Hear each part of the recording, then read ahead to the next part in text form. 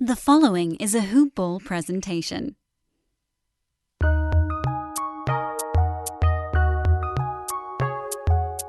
Welcome to the Fantasy NBA Today podcast.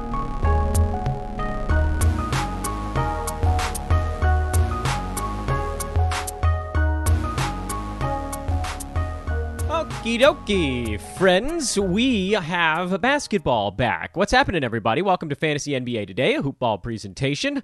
I am Dan Bespris, your host, and we had two games happen last night. Basically, games to get the teams that were running behind in games played to this point to try to help them catch up a little bit. But regardless, games nonetheless. So the Wizards, the Spurs, the Mavs, the Grizz, those teams all caught up on everybody else by one game. But it still leaves a handful of teams well behind in overall games played. And everybody else, pretty much, almost everybody else, I think, is on the docket today with a couple of teams that hold off until Friday. I want to do this show a little bit differently. What we're going to do first is recap the short Wednesday card, because there were a few things I want to, I don't know, deep dive, but like, a little bit somewhere between the shallow end of the pool and they've got to go to the bottom to find the whatever you dropped into the filter end of the pool.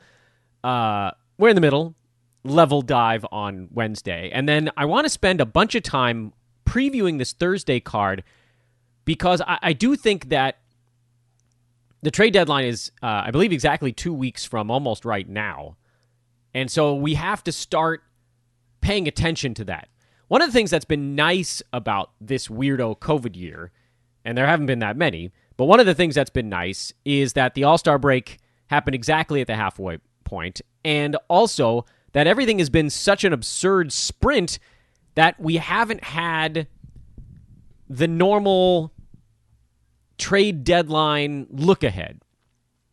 I think that's happened because in a normal season, you get to January, and, you know, you're 2 months into the NBA season, and the trade deadline is still like a month and a half away, but you're straight up in the dog days at that point. And you almost have no recourse but to start to look ahead. This year, everything has come on top of one another. Everybody just climbing on each other's backs to get to the next thing. And also, we have the play-in tournament this year, so it wasn't as clear which teams were going to be buyers and which were going to be sellers until like a week ago. Or 2 weeks ago, when the Kings went belly up and just started losing all of their games, and the Rockets went on this 13-game losing streak, and it became very clear that those two teams were on the wrong side of things in the Western Conference. Eastern Conference, you know, teams that have an actual shot at the play-in tournament are going to have to pull the plug because it's the right thing to do, and that's going to hurt. Like the Magic, they should be pulling the plug. They're 3.5, 4 games out, I think, of the play-in tournament at this point, and they're not good, missing a bunch of their guys. Yes, they're going to get Aaron Gordon back here maybe as soon as tonight, but they're not a good basketball team, and they know it. We've heard that they have some guys on the block. Cavaliers, they're only 2.5, games out of a play-in. I don't know what they're going to do. We know that they've benched Andre Drummond until they can move him. We've heard Larry Nance is on the trading block. They're sellers in the we don't have a chance to win a championship sense, but betting the players on the team would like to make a run at it. So it's been a little bit more cloudy this year than in most seasons, and that, I think, has made it harder for us as analysts and fans to jump ahead to trade deadline stuff. There haven't been that many super obvious trade candidates other than the guys that were pre-shut down. That segues pretty well into the first thing that we actually need to talk about on today's podcast, which is that the Spurs have shut down LaMarcus Aldridge until they can move him. So he will no longer be playing for San Antonio, a team at 18-15, by the way, right now. They're in 7th place in the Western Conference. They're very much in the playoff picture. They're in the playoffs right now. They'd be part of that 4-team Western Conference play-in situation, but they're not getting what they need to out of their former star center / power forward, whatever the hell you want to call him these days, because he doesn't have any mobility, and so they're trying to trade him. And there are teams out there that could use LaMarcus Aldridge. And so I'll keep this analysis somewhat brief and somewhat clear, and just say, if you have him, hold on, which is what you were probably doing anyway. And if he got dropped, you probably add him to see where he ends up, because there are at least 3 or 4 teams that I could name without even digging into the numbers where he would play meaningful basketball minutes. Boston, we've heard them linked to big men all over the place.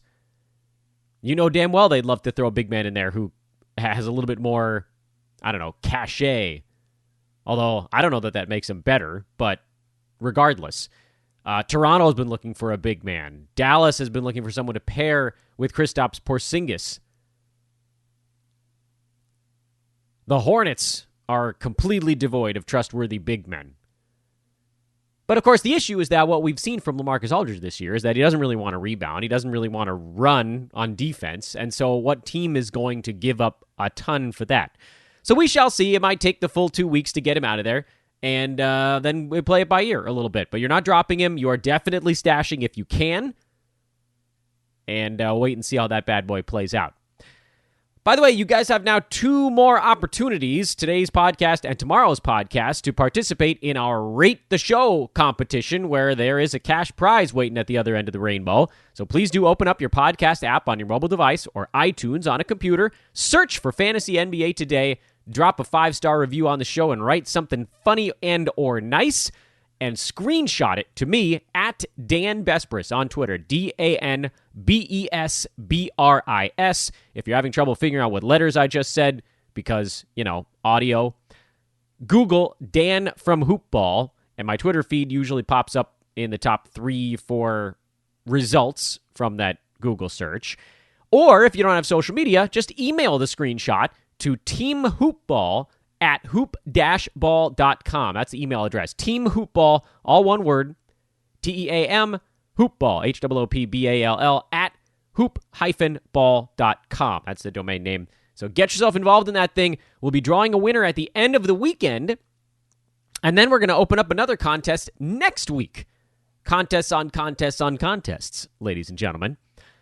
So get yourself involved in that. And also, I really haven't been pushing MyBookie on you guys as much as I need to lately, so today's show, we're going to be hammering it down your throats. MyBookie.ag is the website. We need some more signups. We got to get you guys going. We want to show those dudes how powerful the hoopball community is. Go to MyBookie.ag, sign up for a brand new account using promo code HOOPBALL. All one word. No dashes, no nothing in that one. Just HOOPBALL is the promo code. It's on the 3rd page of sign up over at MyBookie.ag. So many things to get money down on, especially if you're a part of our Wager Pass right now. Like just today, and we're still relatively early in a conference tournament Thursday, Brew has 2 NBA plays. Joe has, 1, 2 golf head-to-head matchup plays. He's got a litany of top 20s to wins, to top players by region plays on the Players' Championship this weekend. Devin has 1, 2, 3, 4, 5 college basketball plays. Blake's got 2. Doug's got 1 and counting. That stuff gets added throughout the day. I didn't add them up as I was counting it, but that basically is 33 cents for all of that, and then whatever gets added on. So go to mybookie.ag, open up that new account with promo code HOOPBALL, make your first deposit, and let me know you did so that I can give you one of our smaller prizes. Prizes everywhere, guys. We got contests running so often that I can't even keep track of it. But anyway, let's dive into some of the basketball stuff here, as I want to cover the Wednesday results pretty quickly so that we can pivot into the run-up to the trade deadline, which, again, I'm not going to spend too much time on any individual team, but in the what to watch for elements that we're analyzing right now, a lot of it does come back to what we can expect over the next few weeks, because this is stretch run time now. Grizzlies beat the Wizards 127-112. JV 29-20 with 4 blocks. It's funny because just on, I think it was it yesterday's podcast or the one before, I was like, oh, dang, Jonas Valanciunas is ranked in the 90s. How did that happen? One big game later, he's number 81. His blocks jumped from 0.6 to 0.8, and suddenly he's like 2 more big games away from being more or less where we expected him to be. So that buy low opportunity probably out the window. And I don't know that it ever really existed, because I feel like even if you had JV, you probably were looking at him like, well, The only thing I'm not getting from him that I really wanted to was I thought he was going to block like one shot, 1.1, and he was at 0.6, 0.7. And so I'm not going to sell low on that because otherwise I'm mostly getting what I expected.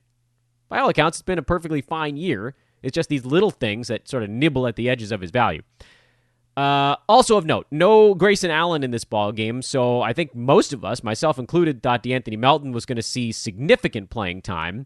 He did not. He played 18 minutes, was awesome in them, 11 points, 2 boards, 3 assists, 2 steals, a 3-pointer, 5 out of 7 shooting, missed a damn free throw, but otherwise just a stellar performance, while Desmond Bane played 31 minutes as a starter, was hot, to his credit, 20 points, 4 boards, 5 3-pointers, and a steal, and so that sort of shoved Melton out to the outside again. But this is the crap that keeps going on with the Grizz, and it's driving me up the damn wall. Play DeAnthony Melton. And the logical retort would be, Dan, they won. Yeah, fine, but like, what are we really doing here? They paid this dude, and he's awesome. I got a lot of Brandon Clark questions over the course of the year, and I'm maybe this is the day where we pause and just say, like, this is who he is. He's a high percentages guy who's been fine, when it comes to rebounding, things of that nature. Not great, 6 boards a game, 12 points, 1.2 steals, 0.6 blocks, 52% from the field. He's number 92. And, I thought he probably would take a small step forward on a per-game basis, because this is around where he was last year also. I thought maybe he jumps up more towards top 75 on a per-game and then just kind of compiles his way to a truckload of stats. But really, you're just sort of getting the Brandon Clark you had last year. And it's unfortunate because a lot of folks kind of overspent on him on draft day, hoping for that big leap forward. But he's still been fine. And he's still a guy that you start every night. And you don't worry about the big ups and downs because overall he's been an 8th rounder. You start 8th rounders. John Moran at 21 and 10 in this game, and somehow, we know the somehow, it's the free throws. He's just, it ain't there yet. That's where we're at. He's number 125 in 9-cat. On the Grizzlies side, as we do this sort of look-ahead game, by the way, Justice Winslow played 22 minutes, had 9, 6, and 4. They have kind of an abundance of riches right now, in a way that they don't really have, and John Moran is the closest thing they've got to a superstar, but they don't really have a superstar. They just have a lot of pretty damn good basketball players. Ja's pretty damn good. JV's pretty damn good. Clark is solid. Melton's good. Slow-Mo's decent. Justice Winslow is fine. Dylan Brooks, who doesn't take great shots, but actually pretty good defender, he's fine. They roll it all together into a team that's been fine. They're game over 500. Just sort of slowly pushing along. They have hot stretches, they have cold stretches. The problem, of course, is that we all keep staring at this team like, is something going to give? And the answer is almost definitely no. Because it's basically working for them. You'd have to see the Grizzlies, I think, go on something like a 3 or 4 or 5 game losing streak for Taylor Jenkins and company to say, all right, well, let's switch things up a little bit. Because right now, they're sort of fine. They win a couple, they lose a couple, they win a couple, they lose a couple. They're 6 and 4 their last 10. They haven't been very good at home. They haven't been that great against the Western Conference. They're, 9 and 6 against the East, which is pretty typical, I think. West being pretty dang tough. Pretty good on the road so far this year, for whatever reason. Memphis pretty good on the road. I don't know if that maybe levels off. And they just get production out of 9, 10 different guys, but very few of them are getting the run that we want. And add Grayson Allen and or Jaren Jackson Jr. back to the mix, and the thing gets even more complicated. So all that to say, I'm sticking with the DeAnthony Melton, especially with Grayson Allen out with his concussion, because I think, if Melton clears 23, 24 minutes, he's a fantasy monster. And you saw it yesterday. In 18 minutes, he actually did enough for fantasy value anyway. Top 100 guy in like 22 minutes a ball game. So I would say nowhere to go but up, but then, they played him less than that yesterday. Clark is a go. Melton is a go for the time being. Morant, unfortunately, is a go, even though he's kind of hurting more than he helps. JV, certainly a go. I don't trust Desmond Bane. I don't know that 31 minutes is an attainable number on a night-to-night basis. He's fine if you harken back to our discussion from yesterday because the Grizzlies had 40 games left this year. So he's can you roll up a whole bunch of stats? We also heard, by the way, that JJJ still probably a couple weeks away. Don't draft injured players. Good Lord. You know what's driving me crazy these days? And I'm not calling anyone out in particular because a couple of you guys listening might actually be guilty of it. People that have hit me up on Twitter to say, what do I do with Jaren Jackson Jr.? And I'm like, guys, are you serious with this? How many times between October and December did I say, I will not draft an injured player, particularly one without a timetable? Don't do it. Kills a roster spot. They often come back slowly. They often end up hurting something else because they try to come back in the middle of the season without a proper ramp up. It's a mess. It's a freaking kicking a hornet's nest with that stuff. Anyway. Wizards side, Beal Westbrook has been better. I know he still can't make a free throw, but he continues to be a little bit better lately.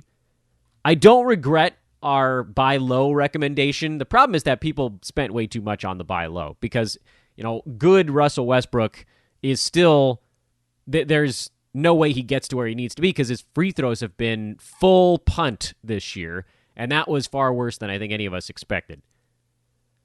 Otherwise, with the Wizards, they're going to make a last-ditch effort here to try to get towards that play-in. By the way, I don't know if you guys know how the play-in stuff works. Wizards are, at the moment, just 2 games out. So, plenty of reason for them to kind of keep pushing here. Play-in tournament is the 7 seed plays the 8 seed. It's not a traditional, 1v4, 2v3 kind of thing. 7 hosts 8, and 9 hosts 10. In each conference, and the winner of 7 and 8 is the 7 seed. The loser of 7-8 hosts the winner of 9-10.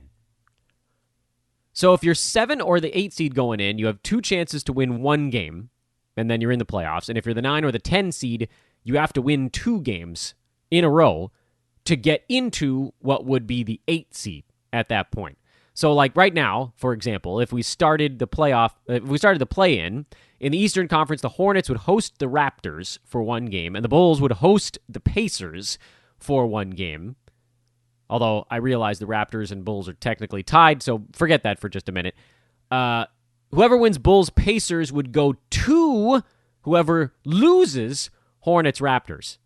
It's weird, I know, but it's kind of cool because it brings those 9 and 10 seeds in and extends the pool of teams that are actually trying for something a little bit later in the year. I do kind of like it. The more I look at it, the more I like it. In terms of fantasy stuff on the Wizards, I'm still sort of stuck on this Davis Bertans thing. I do believe that largely, or at least partially because of the fact that they have so many extra games to play the rest of the way, that he's a guy that probably does hit fantasy value in this second half. But I still don't like the fact that he just hasn't really seemed healthy all season to this point. But you know what? He got 3 threes and a steal in this ballgame, and so you kind of quietly take it and shuffle along. Spurs were in Dallas taking on the Mavericks. We were watching Jalen Brunson, who only took 4 shots in 20 minutes on the court in this one, and therein lies the rub with Brunson. Yeah, the percentages, he's been shooting the lights out from the field, but he's still not a feature player. And in this one, they happened to get a really nice game out of Maxi Kleba, so he stuck around a little bit longer on the floor, and they kind of went bigger in the ball game with Luka as the giant point guard, and then the rest of them were Richardson, Dorian Finney-Smith, Kleba, and Porzingis. That's a huge lineup. Maybe not Lakers huge, but pretty damn big. And they just stayed big for the whole game, for the most part. Tim Hardaway Jr. only played 24 minutes. I actually think THJ is a drop at this point, and I may have said that before. If I did, I forgot, so I'll repeat it then. Tim Hardaway Jr. has not been good since Jalen Brunson started to play better, because now those 2 guys, and Josh Richardson to some degree, are all kind of fighting for the same scraps, and that makes it hard for any of them to hold on to it long term. we were riding Brunson because he was hot, but this is the kind of game that reminds you he was operating at his ceiling for the better part of 3 or 4 weeks. The floor is pretty low. So I don't know that he's a must-start guy anymore. You can give him a little bit longer if you want, but you won't be missing out on a whole lot if you do indeed punt. Spurs side is the more interesting side of this ball game because Keldon Johnson, they're slowly moving his minutes back up. He got to 22 in this ball game. He looked okay. He was a guy that actually was kind of teetering on the brink of droppable prior to his COVID stuff. But the news of LaMarcus Aldridge going into permanent DNP mode, we were all watching the big man minutes on this team. And one thing that I said prior to the All-Star break was that I didn't think you could get a good feel for what the Spurs were actually planning on doing with their big man minutes until the COVID guys came back. Meaning Rudy Gay. Prior to that, it was Keldon Johnson. He came back a little bit before these other guys. And Derek White were the two big ones that were still missing going into the break. Trey Lyles was playing big minutes going into the break. And Jakob Poeltl obviously was playing big minutes going into the break. But for a stretch there, they didn't have anyone really to play power forward. But for Keldon Johnson playing, 10, 12 minutes coming back from what we're seeing here, even for NBA players, is a relatively debilitating breathing illness. So this is a little bit of a better look in this ball game, and the name that jumped out was Rudy Gay, who played 27 minutes with no LaMarcus Aldridge, 13 points, 9 boards, 3 steals, 3 threes. Do I think he can actually maintain 27 minutes per game the rest of the way? No, probably not. That'd be asking an awful lot of someone who is also on the older side of things. He's also someone that's probably going to slide a little bit. I don't want to say undetected, but underdetected, because he's been sort of old and hadn't done a whole lot for a while yet. It's been a bit. Which means you probably have a little bit more time to make a call on whether or not you want Rudy Gay. Let me make the case for Rudy Gay for you guys. That's what I'm going to try to do here on today's show. In 22 minutes per game, Rudy is sitting around the edge of the top 170. Not very good, I know. 4.15 out of 10 field goals per game. So he's shooting 41.5%, which, I should mention to you guys, is the lowest mark for Rudy since 2000. Well, healthy season for Rudy since 2012.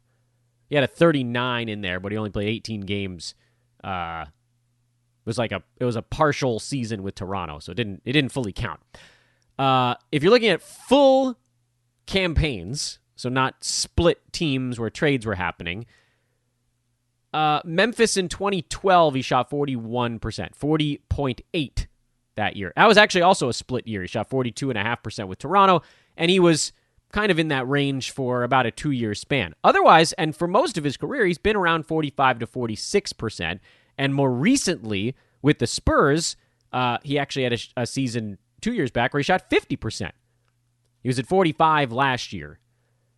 The argument can be made that his three-point attempts are going up. 44% of his shot attempts this year are from downtown. Although, wasn't that far off last year in that one. He was at like 30 to 40-ish% of his shots were from three-point land last year. So what you're seeing right now is a guy who just sort of isn't making as many of his two-pointers, and I might argue that perhaps that levels off a little bit. Let's argue that it does. Also of note, 78% at the free throw line. I know what you're thinking. Career 80%, he's not that far off from that mark at 78. Yeah, that's true, except really lately, last 5, 6, 7, 8 years, and basically if you wipe out the first 3-4 years of his career, he's been well over 80% at the free throw line, 81, 82. So the 78% this year, that probably also trends back up a little bit. Steals at 0.8, blocks at 0.5. I don't think that we can expect those to change all that much because over his career, he's been more of like a 1.3-ish per 36. So maybe he gets to 1.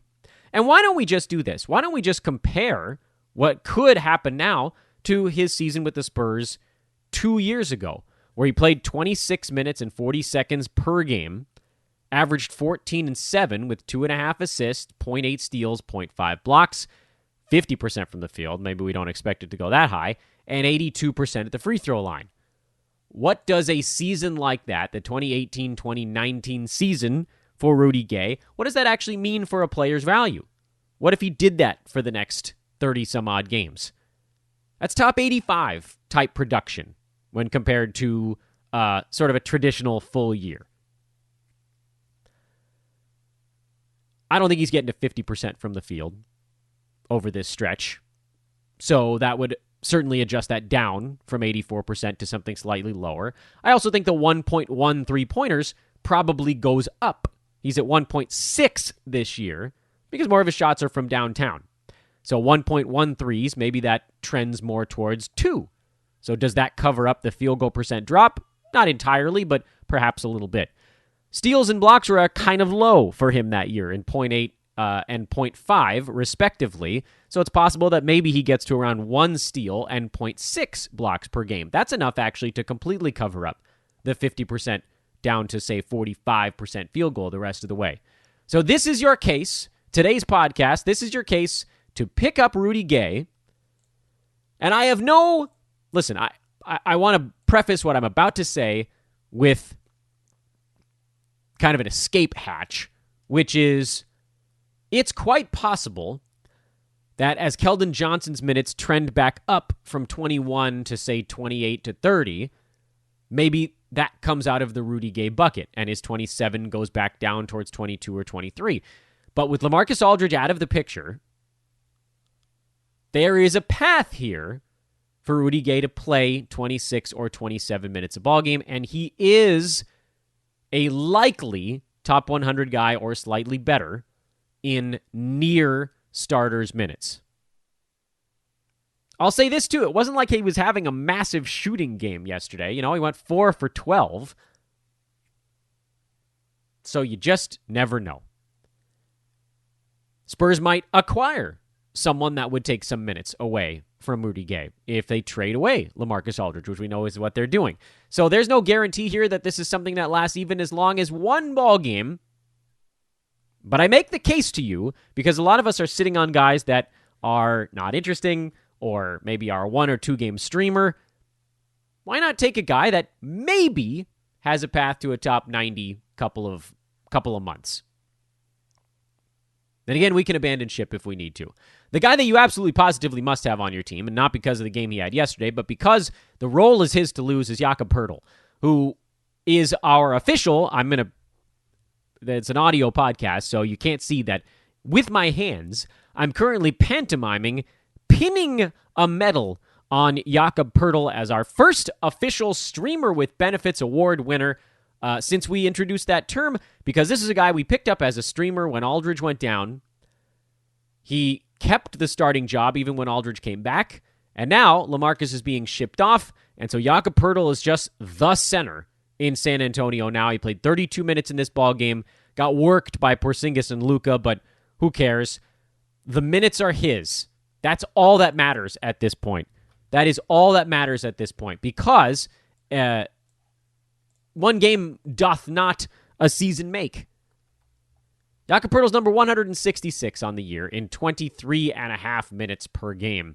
That 23.5 is going way up. Over the last month, Poeltl playing 29.5 minutes per game as a starter. He's number 76. And that is sustainable. 8 points, 9 rebounds, a steal, 2 blocks, good field goal percent, bad free throw, but he doesn't take any. So, wipe it out.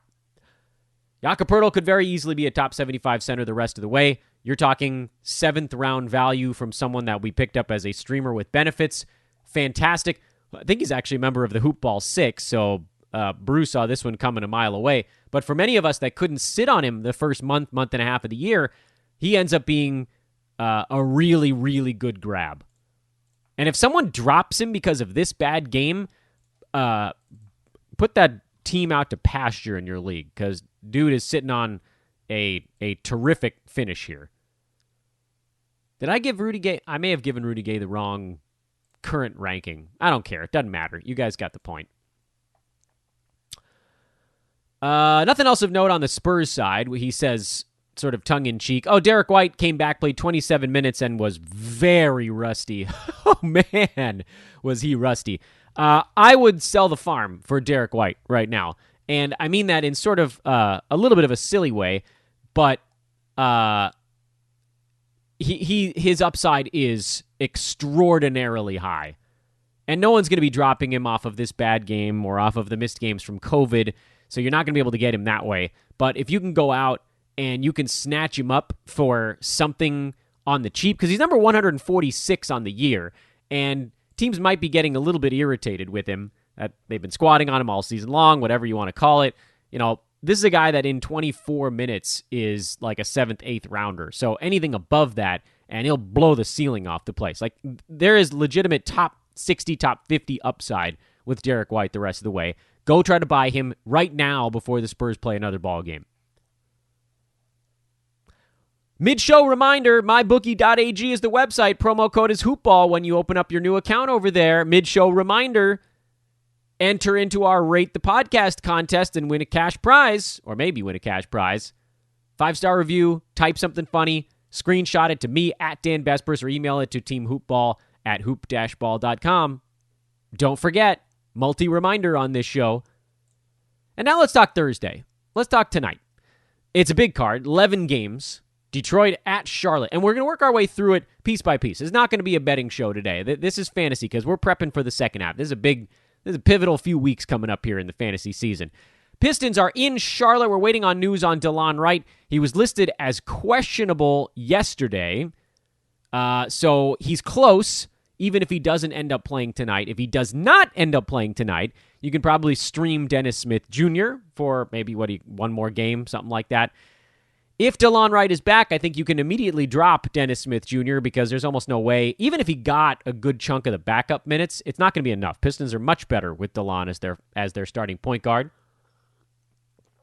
And I don't see them really going away from that because, they got Dennis Smith Jr. as a little bit of a throw-in in the Derrick Rose thing. They're going to sort of kick the tires on it, see what they've got. But DeLon's the guy that was powering the locomotive there. He was pretty much the guy that was getting them to victories, what few they were getting, before he went down. So that's something to keep an eye on. Otherwise, we've had some questions about Isaiah Stewart in Detroit. Mason Plumlee is their guy. So if Stewart is coming on, there's going to be some big lineups. It's going to be later in the year. As you're coming down the stretch, you'll see Plumlee sit out some games. You'll see them split minutes, go to more of a timeshare. I don't think there's going to be this full handing off of the keys because next year they're going to come back in year 2 of Plumlee's contract, and he's still going to be the guy around there unless they find a taker for someone that still has multiple years left on their contract. I just, they went out and they got him. Dwayne Casey loves him. That report came out that Plumlee was sort of Casey's target.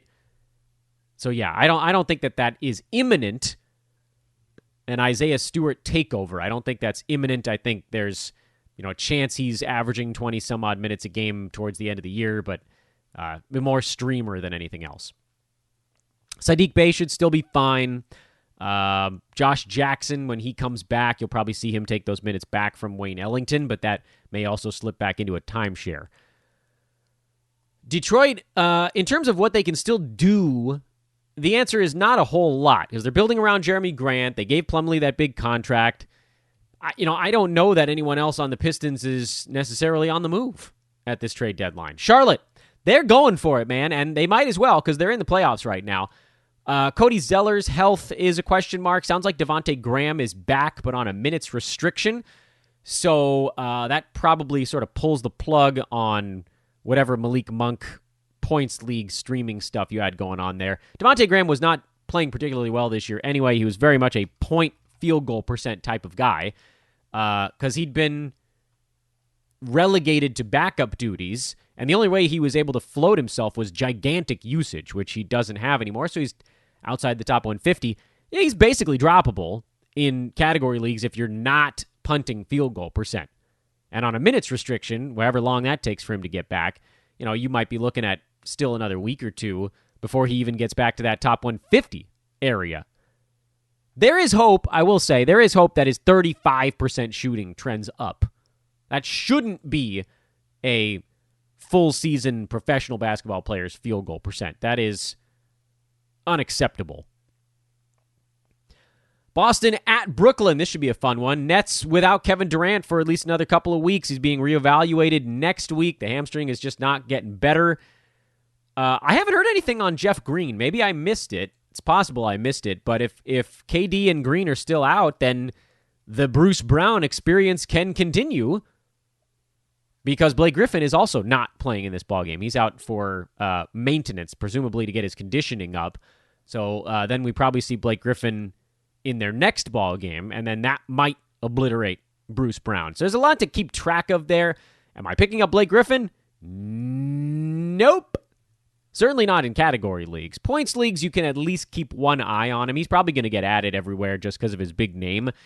And with Kevin Durant set to miss some more time, that might mean a little more Blake Griffin usage in those points leagues formats where you don't need the steals, you don't need blocks. If his percentages aren't great, it doesn't completely annihilate you. But, he's going to be a guy that ends up back on waiver wires as the Nets get healthy. I can pretty much plant my flag in that. And on the Boston side, sounds like Marcus Smart is ready to come back. Can't imagine he plays starters minutes his first game back. But one thing to track is what does his return do to the big men in Boston? That was where we were really focusing our attention with Smart out because the Celtics just went bigger. They played more Tristan Thompson, more Daniel Tice, more Time Lord, who was really coming on prior to the All-Star break. Does that continue? Who suffers here? Can they work Marcus Smart back in while still getting enough on the plate for any of those three big men to have value? The one with the quickest path is still the Time Lord because he can put up numbers in 15, 16 minutes a ball game. Daniel Tice is the guy that seems to have sort of first crack at most of the available playing time. But it's an issue because before they could slide one of those two guys down, Tice usually, to play power forward if they wanted to. Get Time Lord out there at center, get Tristan out there at center.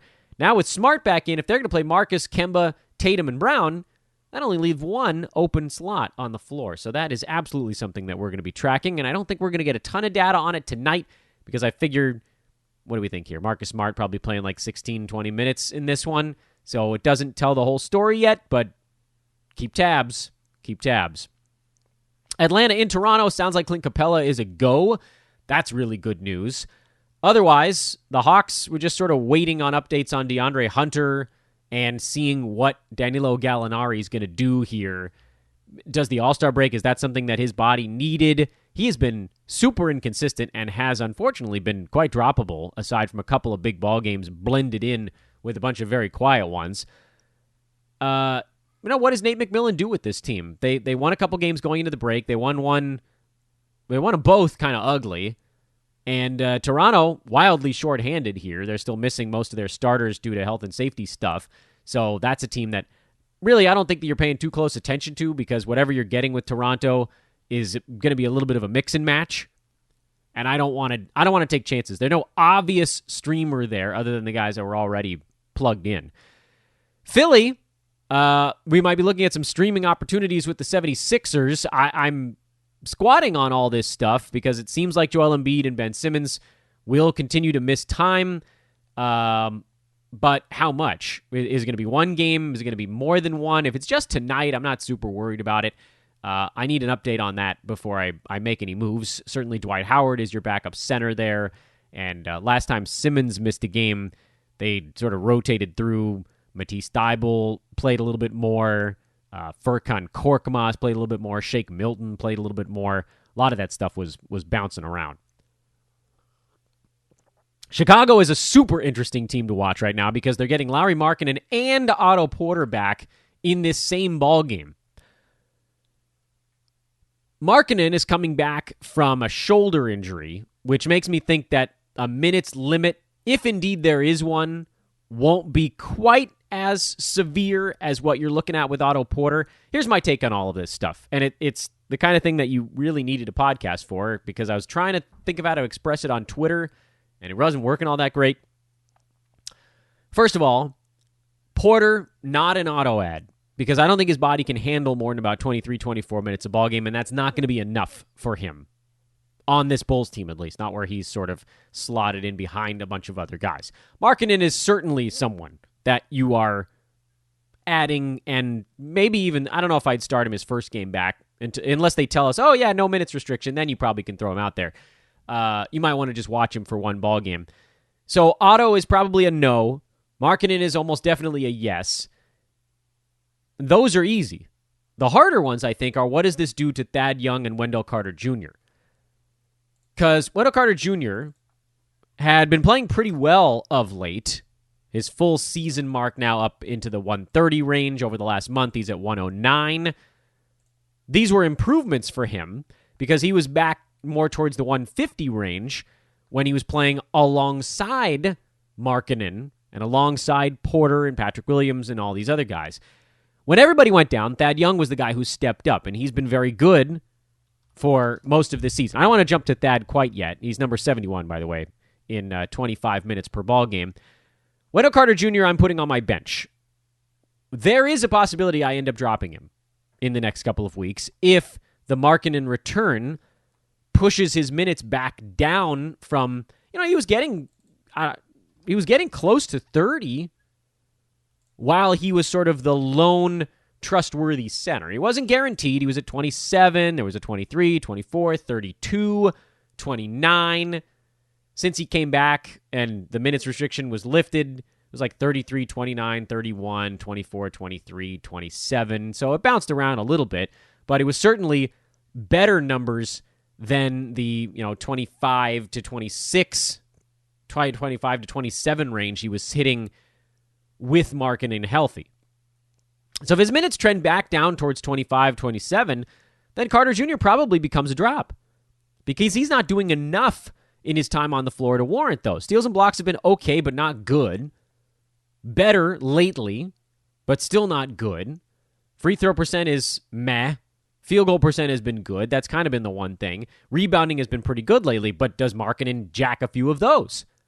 So I really want to see how this goes. Bench him for now and assess. Thad Young, interestingly, I actually don't know that we even need to bench him. I think you can probably let him fly. His minutes they've been lower, certainly, with Wendell Carter Jr. back, and they'll probably get lower again with Otto Porter and Lauri Markkanen back in place. I don't know how they don't. But Thad's been so unbelievably critical for this Bulls team and the pretty good stretch of basketball they've been playing that I don't know how they take him out. Zach LaVine called him the first half MVP for that team. It's been unbelievable, the kind of resurgence he's had this year with no Jim Boylan around to screw it all up. 12.6 rebounds, 4.4 assists, 2 combined defensive stats, and only 25 and change minutes per ball game. I could see him still getting to around 25 minutes per game because, well, for instance, look at the last ball game the Bulls played before the All-Star break. It was a high-scoring affair, and not my main concern how many points got put up. Tomas Satoransky played 21 minutes. Garrett Temple played 36. Denzel Valentine, 14. There are minutes if they feel like they need to pull from somewhere else to keep Thad Young at 25 on the floor. I wouldn't blame you if you put him on your bench for the Bulls ball game tonight just to kind of see how things get figured out. But also bear in mind that Otto Porter's not going to play that much in his return from an extended back injury-related absence. And then even if Markkanen does play a bunch, I still think they'll find a way to get Thad in there. So I get it. If you want to take a brief respite here, bench him until you see how the minutes work out, that's fine. I'm probably starting him because he's shown that he can just do it in 22 to 26 minutes a game right now. By the way, the line on that game was Chicago by 3.5, so I'm pretty sure we're missing the Sixers studs. Yeah, I don't know. Dwight Howard could easily go 6 for 12 at a free throw line and blow up whatever streaming you're doing there. So I'm not super into the Philly stuff. Orlando at Miami. Michael Carter-Williams had a couple of really good games going into the All-Star break. We'll see if he can keep that going. Waiting on Aaron Gordon news, which will also change how we assess any Al-Farouq Aminu stuff we've been talking about on the podcast, so that's an interesting thing. Bam Adebayo is still dinged up for Miami. They went to a much more Kelly Olynyk-centric game with no Bam going into the break. So I guess that could be good for him if Bam is still out, but I'm not making any large-scale adjustments to what we're looking for on the Miami Heat. The Knicks, waiting on Derrick Rose news. And again, maybe I missed it, but I've been looking pretty close and I haven't seen anything yet. Hopefully he's back. Knicks are generally healthy aside then for Mitchell Robinson if Rose does make his return here. Probably bench him because with Peyton back, we don't know what that means. Rose, his minutes were trending up prior to this health and safety absence.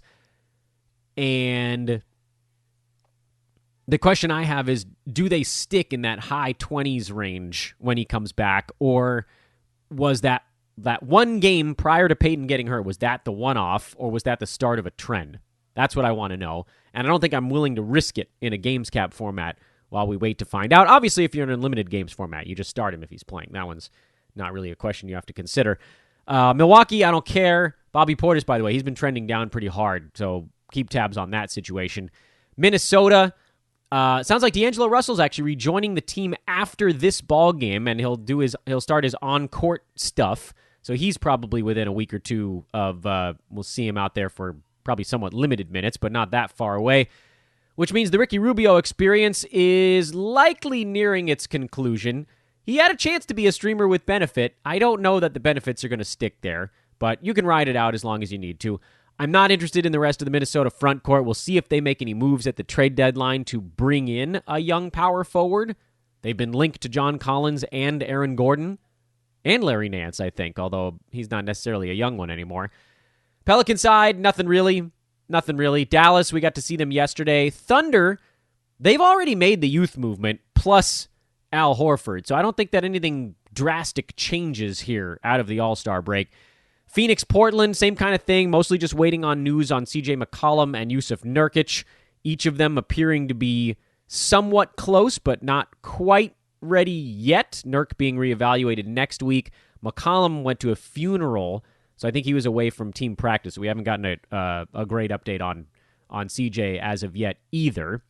Warriors, don't care. Clippers, the only thing I could see emerging with the Clippers is, does Patrick Beverley, with some time off here, work his way back up to full starters minutes?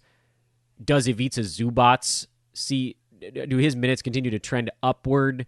But everything in Clippers land is this sort of slow fantasy burn where nothing needs to be decided on a spur of a moment. You know, it's not like one of these games we were talking about earlier in the slate tonight. It's not like Chicago, where we might see something break in someone's favor, or Atlanta, if someone under a new coach does a bunch of stuff, or like if Boston, big changes with Marcus Smart. The Clippers stuff is all just this, over this month, this little thing happened.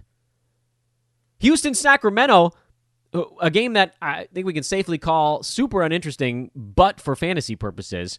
Christian Wood still apparently about a week away due to conditioning, they're saying, because he really was off that ankle for a long time. So Justin Patton probably has a little bit of streaming value remaining. PJ Tucker, these are two teams that have some pretty obvious names on the trade block. We've heard PJ Tucker linked to a bunch of teams on the Houston side. We've heard Harrison Barnes linked to a few teams on the Sacramento side. And, you know, the PJ Tucker one I think is a little bit easier to handicap, and we've talked about it before, but just to quickly reiterate, if he's moved, guys like Jayshawn Tate and Sterling Brown, and if Daniel House gets healthy, those guys get a big bump, especially with the fact that John Wall and Oladipo, there's no way that they play out the stretch here in Houston. At some point, and it sounds like John Wall wants to play in some back-to-backs, and I think the Rockets realize this is sort of last gasp territory right now. Like, they need to make a serious run to even get close to playoff contention.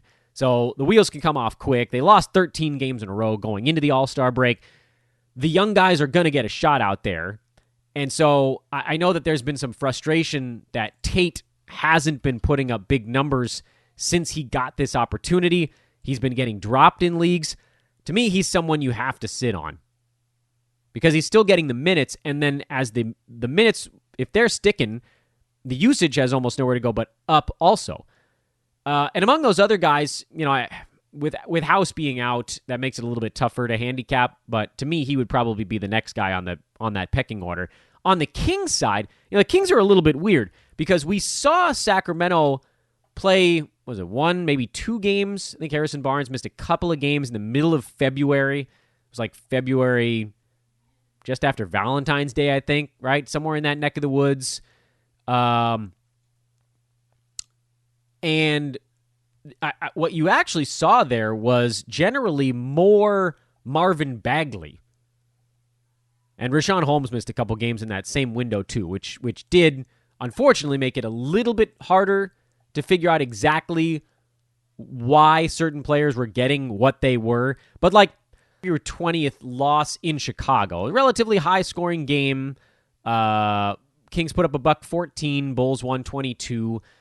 Hassan Whiteside started that game at center because Richaun Holmes was also out. Marvin Bagley started at power forward, which is where he normally is. Corey Joseph started at small forward, and that can't possibly be the solution for Sacramento if Barnes gets traded. You guys have heard me say about 1,000 times on this podcast, I really don't like Marvin Bagley's fantasy game. He was someone that I took a flyer on in the 12th, 13th round of some of my leagues. Points League was one where I was willing to take a shot on him a little bit sooner. In 26 minutes a game right now, he's outside the top 240. Now, what else can we do about this? What angles can we find? You could say, Dan, over the last month, look at the last month. Okay. Over the last month, in 28.5 minutes per game, he's number 130. All right. That's getting there. If Barnes is traded, and Richaun Holmes could be on the block also, which is terrifying because, we all love Richaun Holmes. And Hassan Whiteside is basically going to get bought out, almost definitely. Marvin Bagley could be your last man standing in Sacramento. Nemanja Bjelica, do they end up having to throw him in there? Things could get really weird for this team in a hurry. Daquan Jeffries, who's not a center, he's 6'5", 230, sort of a stout guard wing type. These are the path to value here is clearest for Bagley. Because we've heard that he's on the block too, but I don't think they're getting any takers for him. So the Kings may have no choice down the stretch but to just let the kids go nuts, and De'Aaron Fox and Buddy Hield and Marvin Bagley can just go out there and take 16 to 22 shots apiece, and no one cares what happens. That's actually a real possibility for this team. So, as much as I detest his fantasy game, I do think Marvin Bagley is either a guy you can put on your watch list or a guy you can just stick at the end of your bench and say, all right, look, in 2 weeks, Barnes may be gone, Holmes may be gone. Richaun Holmes is a guy that should net them all sorts of goodies. He's incredible, and a lot of teams could use a guy like that. Even more, honestly, than teams could use a Harrison Barnes, because a lot of the teams that are making these playoff runs, they don't need a scoring small forward, power forward type. They could use a big man that can run the floor and defend.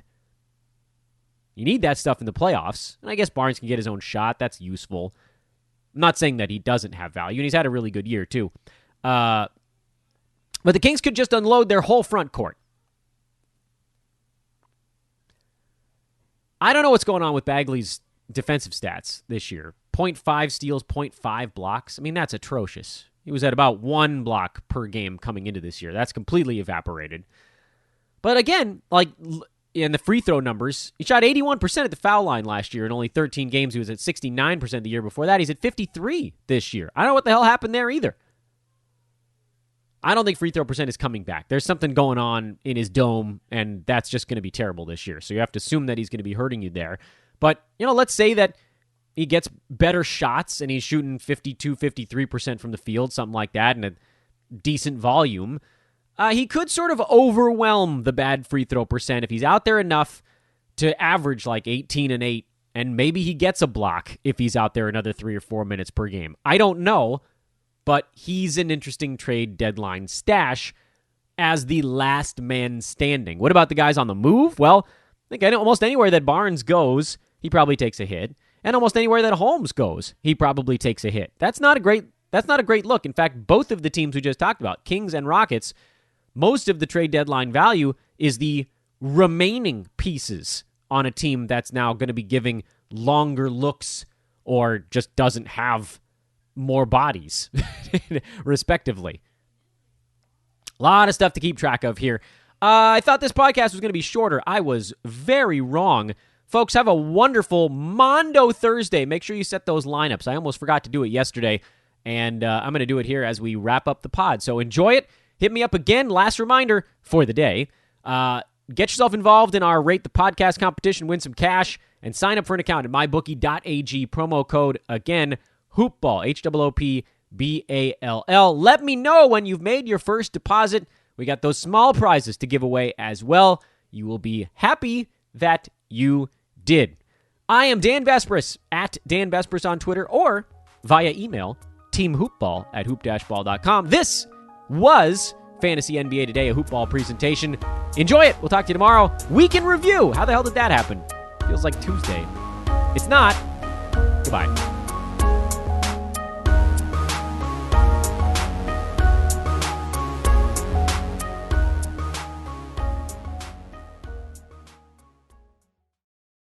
This has been a Hoop Ball presentation.